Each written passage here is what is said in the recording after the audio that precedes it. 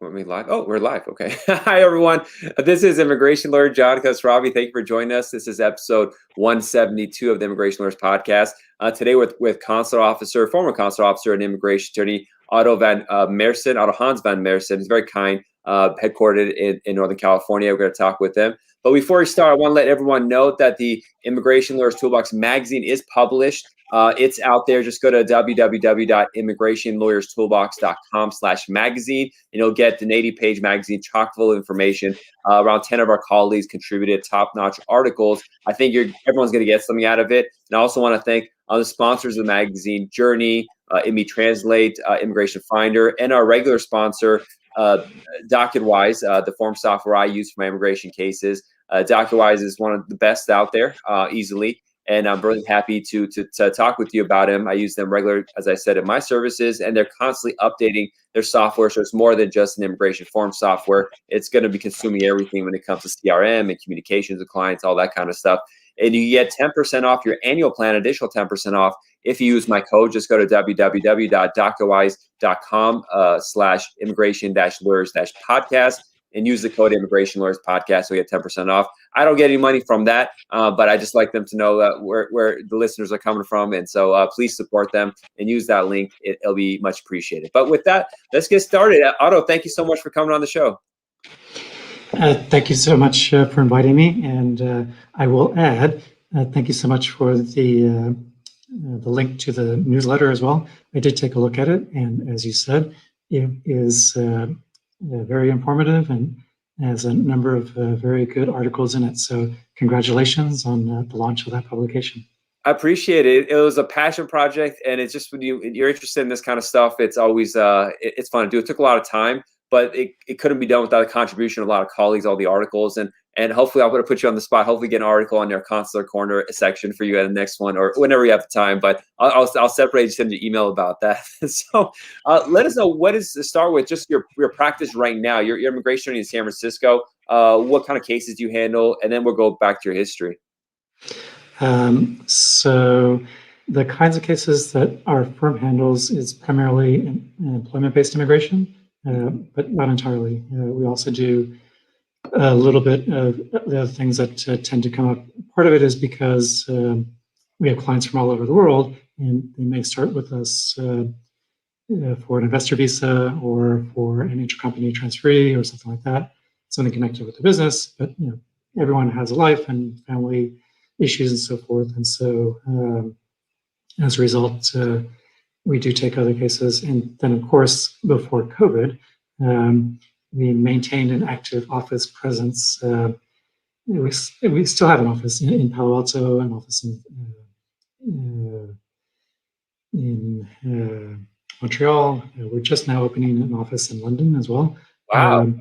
Yeah, and so in the foreign offices, do you also handle local immigration, global migration, or is it like U.S. immigration in those countries? At the moment, it's focused on U.S. immigration, but that is the goal eventually, is to be a global immigration law firm, or maybe a better way to put it is a global mobility law firm. Yeah. How many attorneys does your firm have currently? We're small still, so I can count them on our hand. Yeah. So I think it's 1, 2, 3, 4, 5 attorneys. For immigration, that's big, but that's wonderful. You get making international presence. It's a big thing to do, and it's it's a lot of moving parts you got to keep an eye on. It is, and it's one of the challenges, I think, that we face as a firm. That's something in common with our clients as well, because they're thinking in terms of global mobility. We are as well, but this past year we faced this bigger challenge of, for the clients, many of them not being able to go to a consulate for an interview, or having an interview scheduled, but then having it canceled and then rescheduled and then canceled again. And so that's just the nature of the practice. But with those challenges, it's also a chance for opportunities. I think just as our clients are more determined than ever to try to increase their businesses or provide for their family members who want to join in the United States. That's what we see as well. That we need to try to make a better effort to meet them and to try to meet their needs. There's been a lot of changes in immigration law over the last 4 years. I expect with just today's announcement about the Biden administration's new immigration proposal, there will be even more. Yeah, we'll see. Did they announce it yet? Biden plan to include. Still haven't fully announced what the bill is going to be, but we'll see what happens when they're just making the sausage. See what comes out. But I mean, you have a lot of experience with global migration. You were consular officer. Let's go back. When did you first enter the service, the foreign service?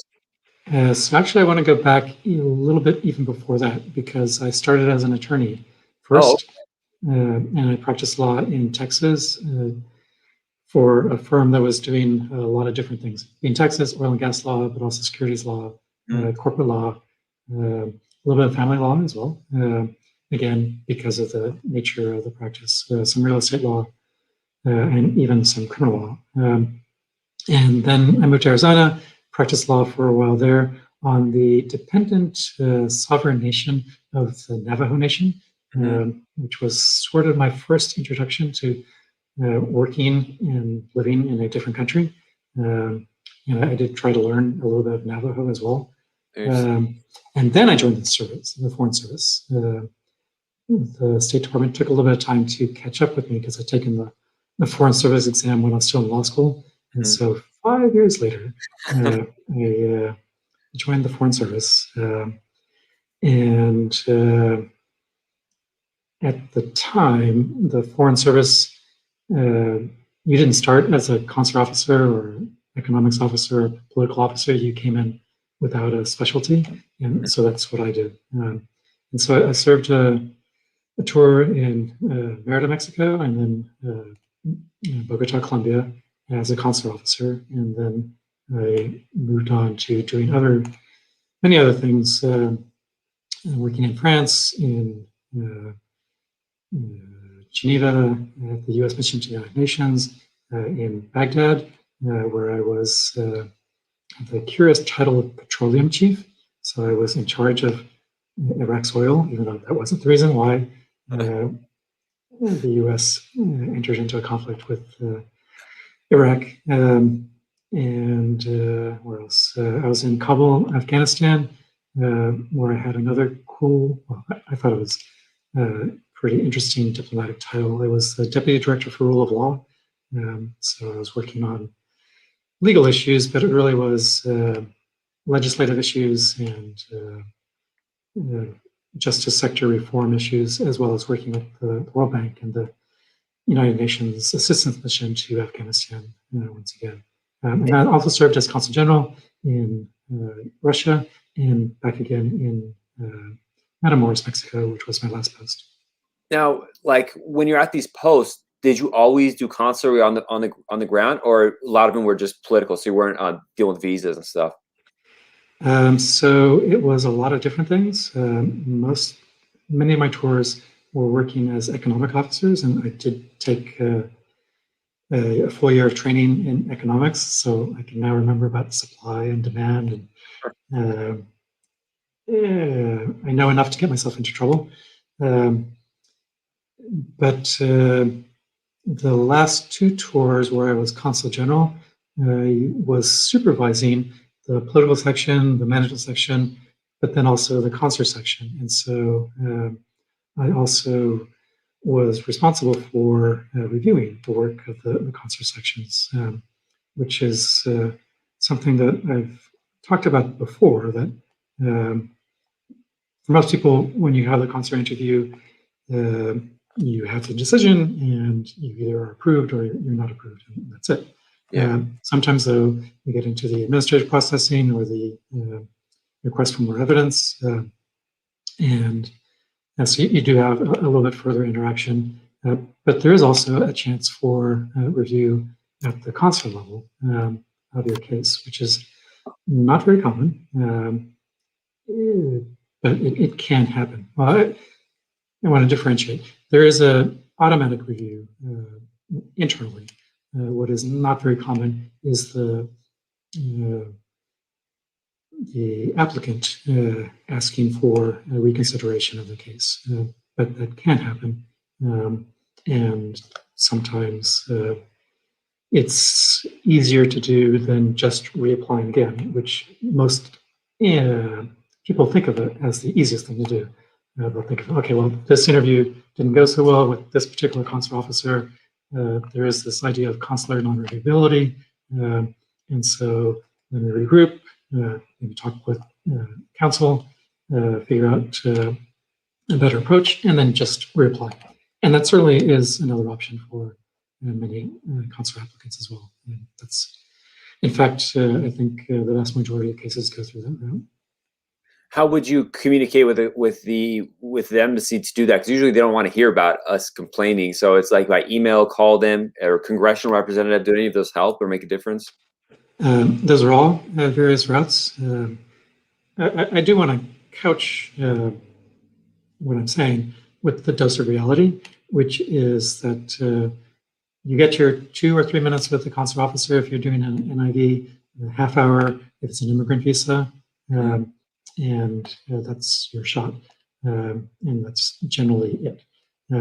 But if you think that the consular officer has made a mistake, generally it's better to make an argument about making a mistake of the law rather than a mistake of the facts. And that's very hard for a client generally to figure out, because they think, I've got a case, I know that my reasons are good, and I tried to explain everything to the officer, and she just wouldn't look at my papers, or she was focused on this one area and not this other area that I thought was important.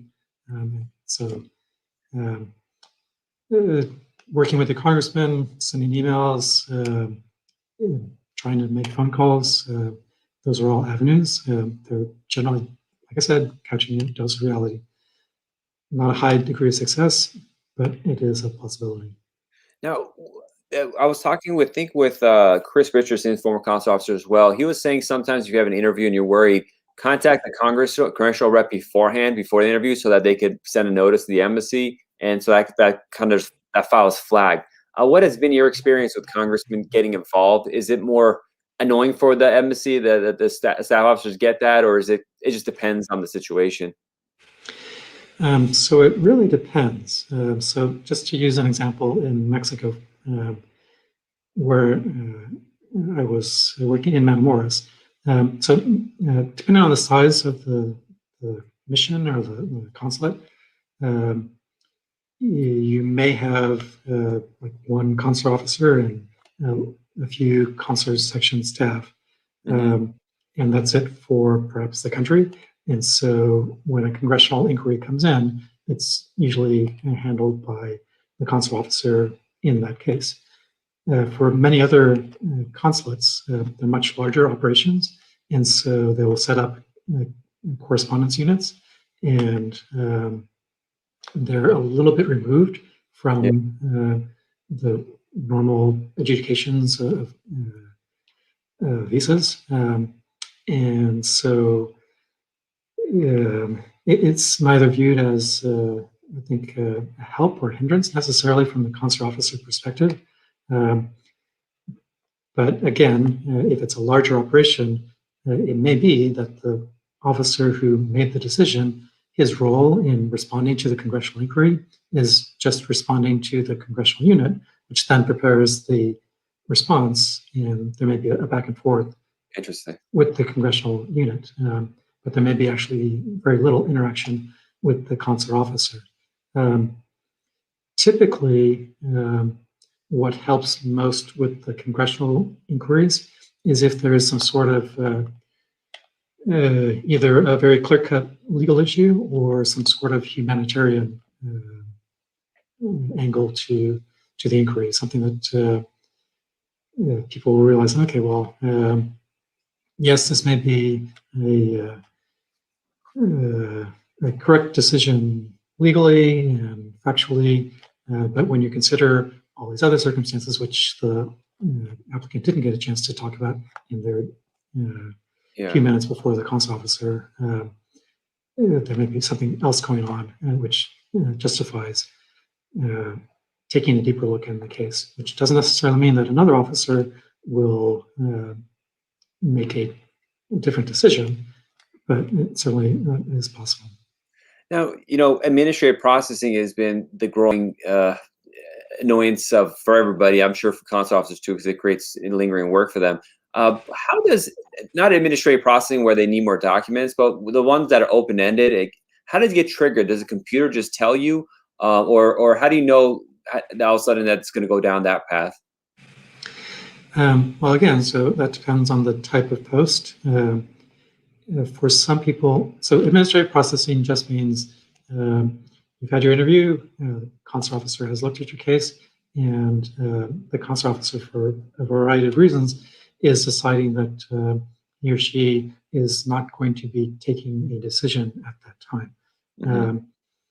Generally, technically, under the new Trump administration rules, that's viewed as a denial, and so applicants do need to be aware that if they do make other applications, other kinds of visas or an ESTA application, they do need to check the box and say, yes, I was denied under current rules. That could change again in the future.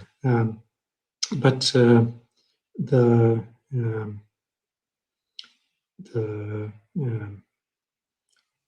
vast majority of administrative processing cases, in terms of why they're a problem for clients, is because there's something else going on with the case that triggers something either on the consular officer screen or as a result of the interview itself, looking at the documents or talking with the officer. And it can be anything. It can be that your name is similar to a drug trafficker or a terrorist. It can be that you are a drug trafficker and a terrorist. It can be that there is a particular policy which is applicable to either a country or to a subset of persons in a country, or to having worked with a particular employer, or having documents that are linked to somebody else that has generated concerns. And so what that generally means is that the consular officer has decided, okay, well, place a hold on this, and then it gets reviewed.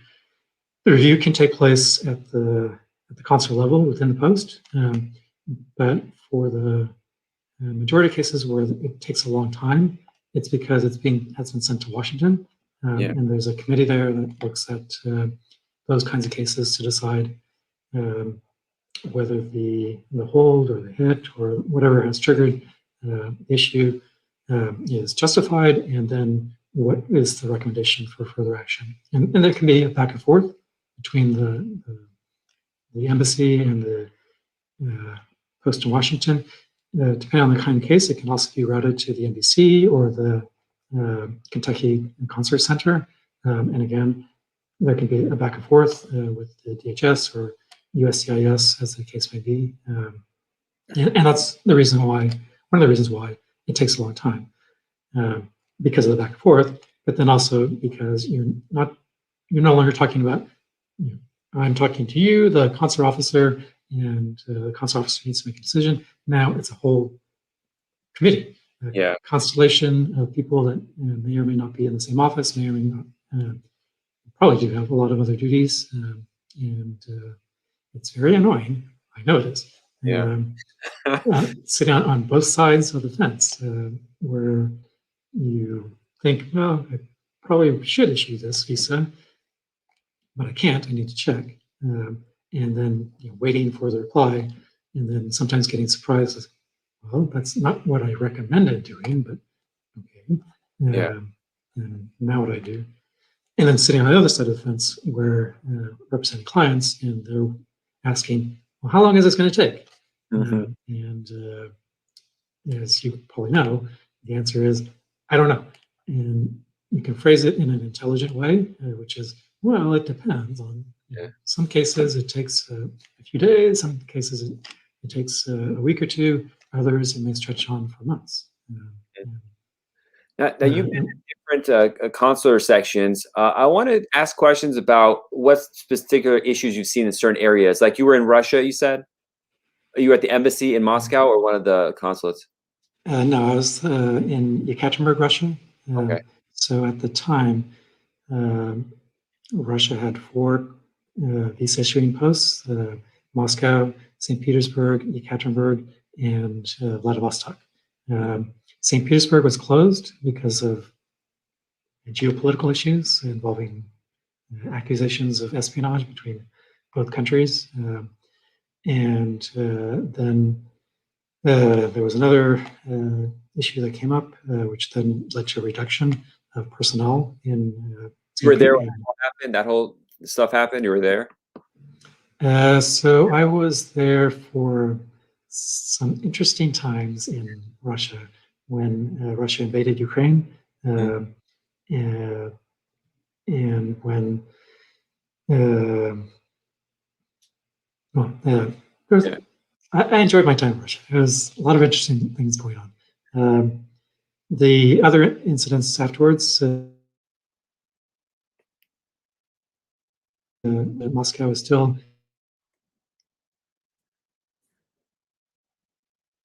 has moved to I think it's right now emergency only situation. And I believe there was also some discussion of now cutting back in Yekaterinburg and Vladivostok as well. So I'm not sure what the Yeah, it's been a status couple is. years now. Everything in Russia is backed up. Surprisingly, almost all my Russian cases, they're from Yekaterinburg or that area. I didn't realize how much of a population hub that is. Some of the side embassies have been able to take it. Like some people go to Kazakhstan or like Poland. They'll be nice and once in a while do it, but everything is so backed up in Russia. If you have cases there, it's like a nightmare because of lack of staff and all the political intrigue that's happening. Um, what kind of issues did Russians have usually with documents? Was it like any particular thing you saw frequently that would lead to denials when it comes to this? And that's a lot of visa categories, but what kind of, I just want to highlight, like, if someone's going to do consular processing in certain countries, what stuff you typically see that they should do. Like, for example, actually, this is pop up. If you tell a K1 fiance visa, would you expect the intent to marry letter have an original signature, or was a photocopy sufficient for you? So it's always best to carry your original documents.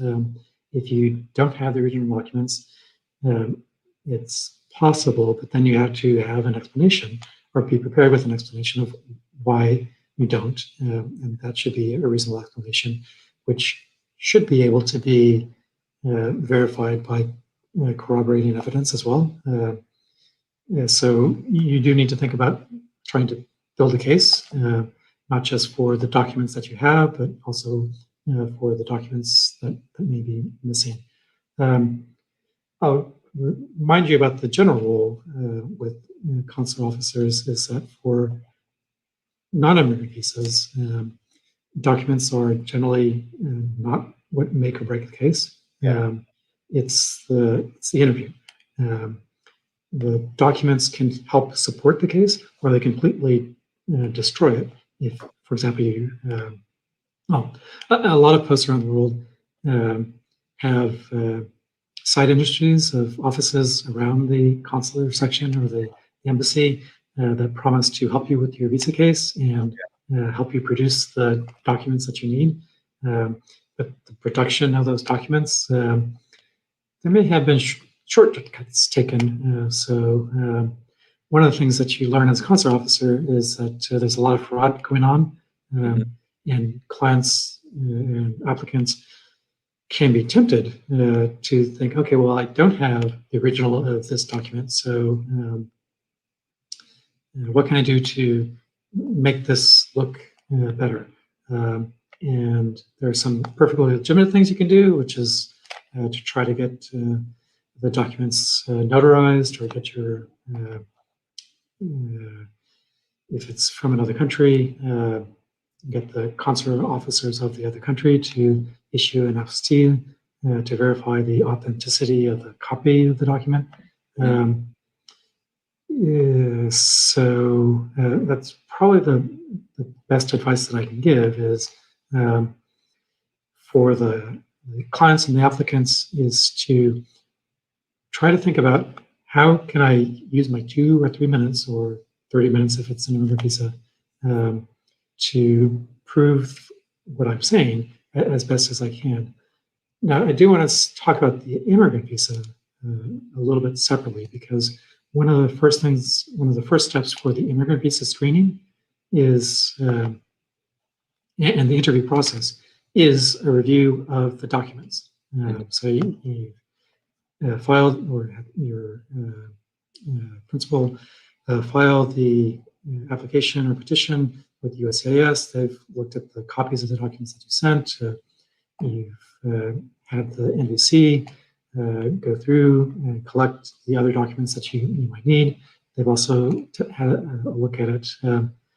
But when it comes to the visa issuing post, then it's really the first opportunity for an officer to look at the documents and look at you and match the documents with the in the file with the documents, the originals that you should have on hand. And so that is an important aspect of the first stage of the interview process for an immigrant visa. There is the document review for that. So for NIVs, documents aren't all that important. For immigrant visas, yeah, it is important that you have the originals. Like I said, it's always best to have the original. If you don't have the original, then you should have a carefully built case to show why you don't have the original. Yeah. Realizing that even if you have a completely ironclad, well-built documentary case, the interview may go in a completely different direction. Yeah. And the consular officer maybe say, no, please. I don't want to see that document that you see that you have in front of you that you think is important. I want to ask you about this. I really just want to ask you about it. And, for example, if you claim that you're an engineer in your work history, or your fiance is an engineer, then you may get some questions about engineering. You never know. It's entirely in the consular officer's discretion about what it is that is on their mind that day. Yeah. So. Yeah, that's the difficult part. You never know what's going to happen. I tell clients, until you're in the United States, you have your green card in your hand, because you have to deal with CBP then. They may lose, the post office might lose the green card in the mail. Until you have it in your hand, and under Trump administration, you could get that taken away too, or denaturalized. So you're never safe when you're not born here as a natural born citizen. You're never safe. But hopefully things will kind of go back to how they used to be, where there's some more certainty in everything. Yeah. Well, I'm excited about the proposals for changes in the immigration law, but I do suspect that will cause a greater deal of uncertainty. Not just the uncertainty as we wait to see the bill as it rolls out, or the various versions of the bill as they get in the sausage factory that we know of as our Congress, but also once whatever new bill may come out, once it's enacted into law, I am quite sure that there will be areas of the new law that will require regulatory interpretation and then be put into practice by the various agencies. And one of the surprises for me of moving from working from the Department of State to now working as an immigration attorney is just to seeing how different of an approach the regulatory agencies take, DHS and USCIS and so forth. And so I think that will be a continuing challenge for clients, even if many of their wishes do come true and the new laws provide a path to citizenship, which may not exist right now. Yeah, I mean, just practically how it's going to staff DHS and even consulars if they have to do interviews for that. And then it's like when a new model car is designed, the first year always has glitches they got to fix up. A lot of people are going to get caught up in mistakes, and then it's so much work and hard to fix it. But it's a great field to be in right now. A lot of people are trying to get to immigration. The prospect of 11 million people getting status, who knows if that's going to happen or if they're going to end up going piecemeal or not. But it seems something's going to happen, at least for DACA and TPS people. So that's interesting. I don't know if people wanted to reach out and talk with you or hire you and stuff. How did they contact you? Do you have any social media links or anything that you could share? Yes, so our firm has a webpage, and that's the normal way for most of our clients to find out about us. So it's bayimmigrationlaw.com. I think you have to use the www. And then, of course, my email, ovm@bayimmigrationlaw.com. It's all one words. Bayer's B-Y-E-R, Bayer. Bay Immigration Law. Immigration Law. Okay. Yeah, so like San Francisco Silicon Bay. Valley, or San Francisco Bay area is how we think of it. And then I'm also on Twitter and LinkedIn as well, which I guess is the professional way. We also have a presence on Yelp, so clients are welcome to look at how other clients have viewed our work. And then, of course, there's our phone. You're welcome to call us at our phone numbers as well. Awesome. I'll have links to your social media and I'll post this on there too. We're going to say bye. Just stay on the line. But I want to thank everyone who listened and thank you, Otto, as well, for coming. Look forward to doing more work and just getting to know you better. Having people come on our team and help us out with this consular issue and giving information is always helpful. So it's good to have you as a resource. You had access to the foreign affairs manual parts that we can't see. Are the hidden stuff that big a deal? The parts that they don't show us, or is it mostly just technical stuff? You never know.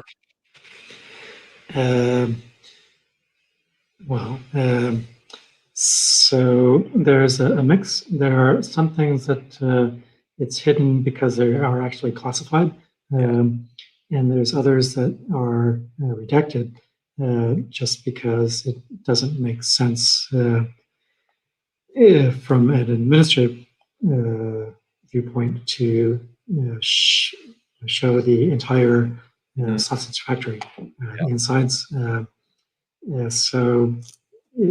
But a lot of it is what you would imagine. It's just common sense, like instructions on if you need to take care of this issue, then you need to go through this step, and this step, or contact this person, and this agency. Yeah. Now, they still do. They make changes to the FAM and get notified of it. A lot of changes happen in the Trump administration.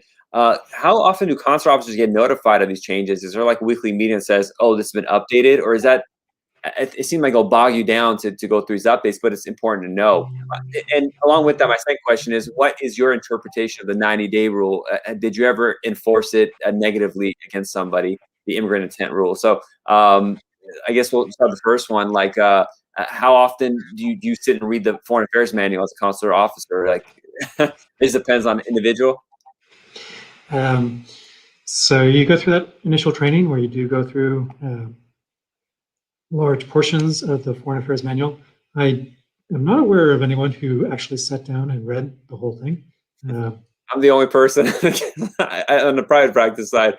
I try to read it every once in a while because it's just, you learn from it. But this 90-day rule, immigrant intent rule, did you ever enforce it against somebody? Like they came to the U.S. and got married, left, and did consular processing or something like that to say, oh, you had immigrant intent or you did some activity that was not consistent with the previous visa category. They may have come to U.S. on a tourist visa, switched to a student visa really fast, and then left to get the visa processing after doing change of status. Would you come back and say, oh, you switched status too quickly? That's potentially misrepresentation when you got the original visa? Or do you know the concepts and stuff? Like, did you ever find negatively for anyone on the 90-day rule?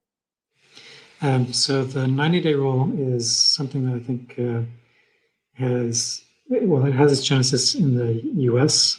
As opposed to from the Department of State perspective. So it's not a triggering event from the Department of State perspective, but there's a lot of other things which can be associated with it, where you look at it and think, no, this person really does have an immigrant intent. And one of the things can be a sudden request for a change of status in the U.S. within the 90 days. To jump back to a question which I'm not sure if I fully answered, For the consular officer, you do get updates to the cables from the Department of State when they'll notify you whenever a change has been made to the Foreign Affairs Manual. Likewise, a cable will be issued from Consular Affairs that says there's an update coming, and in the meantime, this is how we want you to handle things. So a consular officer can be very up to date, but a consular officer, unless he or she has photographic memory, isn't going to remember the Foreign Affairs Manual. They may think, that might be something I should look up once I have a minute. But generally, they don't look it up while they're talking with the applicant. And so when you're talking with the applicant, then you may ask, oh, when did you go to the US? What was your reason for going there? I see you have some subsequent actions that you took. What were the reasons why you took those actions? And so it may not focus on the 90 days precisely, but it may be, it's definitely focused on getting the story from the client, or the client, the applicant, to figure out not what was their intent when they filed for the immigrant benefit, but what is their intent at the moment you're talking with them, because that's really what the consular officer is trying to figure out. Okay. And figuring out intent. We don't have the machine to read people's minds yet. Soon. Yeah, it's a hard job being consular officer, as you know, like you're dealing with, if you're doing NIVs, 150 cases a day, and they change rules on you every day. You might have an L case, you might have a tourist visa, you might have a different kind of H, or it's like there's just so much going on. I mean, I'm doing this for years, and I'm still studying this stuff and learning it. I teach this stuff, I'm a professor of this stuff, and I'm still like every day I'm like, oh, I didn't know it was a thing. And it's like, how is a consular officer who has 10 other things I have to do, and dealing with all the politics, everything? It's very difficult job. I think they kind of put too much on that individual to make that decision, because just so much is going on. But I guess we had no choice. There's no other way to do it. That's one of the reforms that I understand that has been proposed by the Biden administration, at least on the U.S. side of things, to try to get more officers, to get more administrative law judges to look at cases as well, so there's not such a huge backlog in immigrant cases. And it's one of the challenges always, I guess, because there's only so much resources to go around, and so you do have to decide how are you going to spend your tax dollars. So I leave that to our very fine Congress representatives and congressional representatives to figure out. Sorry to keep asking quick, but like, the Department of State has been gutted. It's definitely by the previous administration, and a lot of people left on their own. But even during the previous administration, during President Obama, the state was constantly getting less and less money. It seems like funding was always go to DOD, Department of Defense, and kind of CIA to do all this kind of stuff, national security. And you saw it. I mean, from when you started till you left. Was it just constantly people leaving more than coming in? Would you just see the evaporation of the manpower and just the diplomatic presence of the diplomatic corps over the decades? So yes, generally. There was a period of time under the Obama administration where Secretary Clinton did have a push to try to have a diplomatic readiness initiative, I think is what it was called, which slightly increased the number of foreign service officers as well as civil servants, as well as local staff. But to put it into perspective, I think Department of Defense has something like 3 million people working for it worldwide. The soldiers, I think it's somewhat less, maybe like 1 million or so. For Department of State, it's at the time when I last looked, I think it was about 15,000 foreign service officers, and maybe 80,000 total foreign service, civil service, and local engaged staff. So in terms of personnel, I saw a survey once that asked people, how much do you think is being spent on diplomacy and foreign aid? And there's this idea that 25% of the federal budget is going to that. And nope, it's actually less than I think 0.02% or something like that. So it's really a small amount. But again, it gets into a question of what are our priorities as a nation. And if you believe that you can handle diplomacy yourself, one person, then why do you need a whole lot of diplomats? Yeah.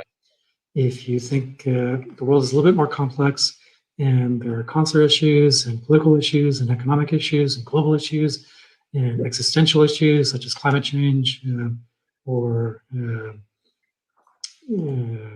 other issues that require people both to have broad-based knowledge as well as specialized knowledge to deal with those issues, then yeah, it makes sense. And I am a strong proponent of global integration and global mobility because I do think that it does help us to deal with those problems as a nation if we can get those specialists here in the U.S.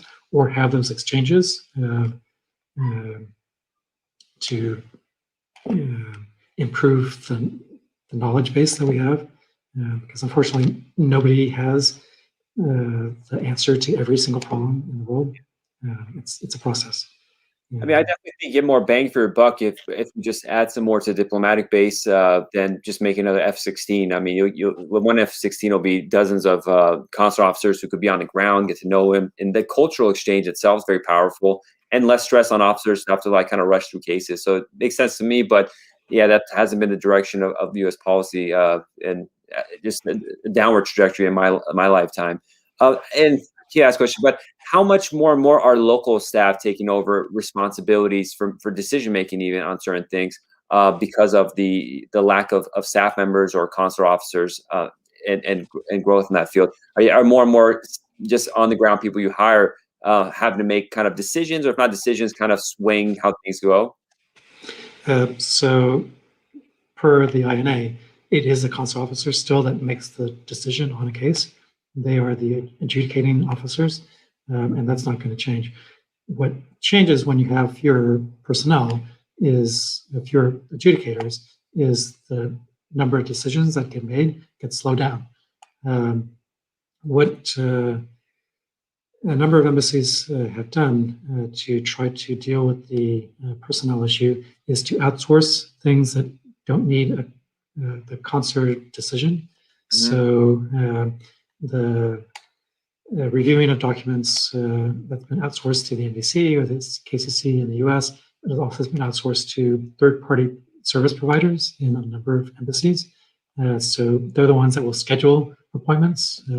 So it's no longer the consular section, either the officer or the locally employed staff that are directly dealing with people calling to ask, hey, when can my interview happen? Or I need to change the appointment, or I am going through the application process and I've got this problem because it's asking me for this when I only have this. So that has been one of the ways that has been the State Department has tried to address the issue of fewer resources, is to shift some of the administrative burden, not the adjudicative burden. That still hasn't shifted, but it's the administrative tasks that has been shifting to staff. And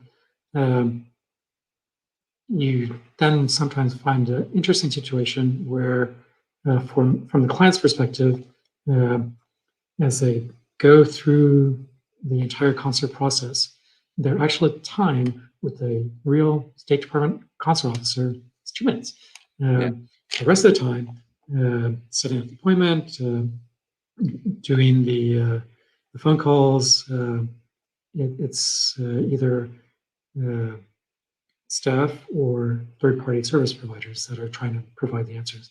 And I've talked with some of those third-party service providers as an attorney, trying to get answers, and it's not easy because they're given a limited role, and that's it. You get to the edges of their limits, and it's like the image of the world how it used to be. You used to only extend out to a certain portion, and then you'd fall off a cliff. And Yeah. it's like that dealing with the third-party providers. They can take you to the edge of the cliff, and then that's it. You have to decide if you're going to jump or not yourself. Perfect. With Otto, thank you so much for coming on the show. I'll send a follow-up email. I'll be in touch with you more, but I appreciate it. Thank you all who's listening. Look forward to hearing more stuff and learning more about you. How long have you been in private practice now? When did you leave the service? So I left in 2018, and then I started in the firm I'm in now in 2019. So just a couple of years. I'm glad I got to learn about you. You're giving a special event at the Northern California ALA chapter, which I'm a chapter member of a couple of chapters, and I'm like, oh, great, Otto got it. Consul officer is a great guy to have on the show. Thanks, Otto. I appreciate it. You're very welcome. Bye bye. Bye bye.